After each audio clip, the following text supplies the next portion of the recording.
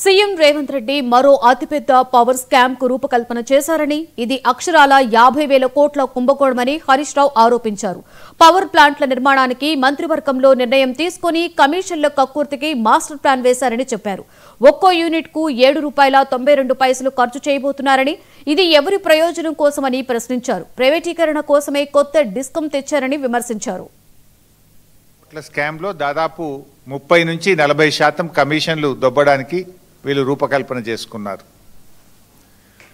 రేవంత్ రెడ్డి ప్రభుత్వం ఎప్పుడు ఏం మాట్లాడినా, ఏం చేసినా, ఏది చేయకపోయినా దాని వెనుక ఒక మిషన్ ఉంటుంది.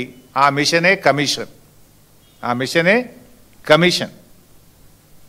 ఉత్తగా ఏం చేయడిగా, ప్రతి దాని వెనుక ఒక మిషన్ ఉంటుంది. ఆ మిషన్ కమిషన్.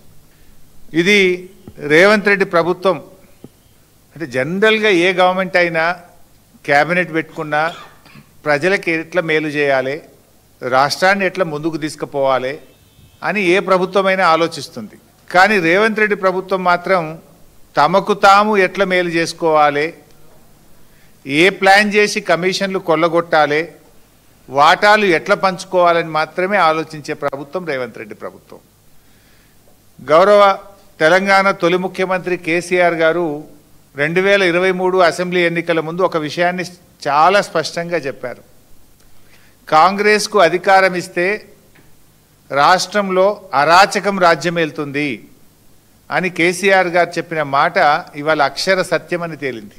జనరల్గా ఇప్పుడు మనం చూస్తుంటాం, కాంగ్రెస్ గవర్నమెంట్లో బయట ఈ మధ్య వాటాల కోసం మంత్రులు దండుకునే విషయాన్ని కూడా చూస్తున్నాం. స్వయంగా క్యాబినెట్ మంత్రుల కుటుంబ సభ్యులే రోడ్ల మీదకి వచ్చి వాటాల విషయాల్లో వచ్చిన తేడాలు వాళ్ళే చెప్తున్నారు, మేం చెప్పడం కాదు. ఇలా బీఆర్ఎస్ పాలన 10 ఏళ్లలో కేసీఆర్ గారి నాయకత్వంలో అభివృద్ధికి, సంక్షేమానికి కేర్ ఆఫ్ అడ్రస్గా తెలంగాణను రూపుదిద్దాం.